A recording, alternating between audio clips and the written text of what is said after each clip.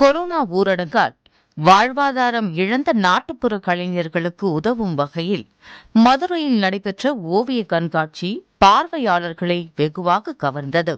மதுரை மாவட்டம் வீரபாஞ்சன் லட்சுமி பள்ளியில் குழந்தைகள் தின விழா அன்று நடைபெற்ற ஓவிய போட்டியில் 200க்கும் மேற்பட்ட மாணவ மாணவிகள் கலந்து கொண்டு தங்களின் ஓவிய திறமையை வெளிப்படுத்தினர். மாணவர்கள் வரைந்த தத்ரூபமான ஓவியங்கள் பார்வையாளர்களை கவர்ந்த நிலையில் ஓவியங்களை காட்சிப்படுத்த பள்ளி நிர்வாகம் முடிவு செய்தது.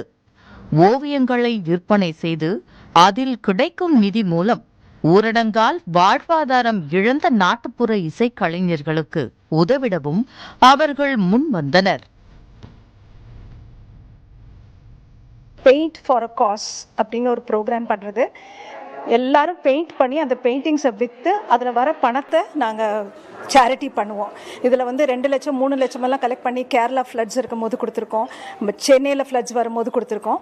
இந்த தடவை நம்ம ஃபோக் ஆர்டிஸ்ட், நம்ம தப்பாட்டம் டான்ஸ், இந்த ஃபோக் டான்ஸஸ், பாட்டர்ஸ், ஆர்டிசன்ஸ் எல்லாத்துக்கும் சேரிட்டி ஏதாவது பண்ணணும். பேண்டமிக்கில் ரொம்ப கஷ்டப்படுறாங்கன்னு சொல்லிட்டு அதுக்காக ஏதாவது பண்ணுவோன்னு சொல்லி எங்கள் ஸ்கூல்லேருந்து டீச்சர்ஸ், பேரண்ட்ஸ், ஓல்ட் ஸ்டூடெண்ட்ஸ், அலுமினைன்னு சொல்லுவோம், அவங்க ப்ளஸ் எங்கள் ஸ்டூடெண்ட்ஸ் எல்லாம் சீனியர் 6th and above எல்லாருமே சில்ட்ரன்ஸ் டேக்கு முதல் நாள் எல்லாரும் உட்காந்து பெயிண்ட் பண்ணோம்.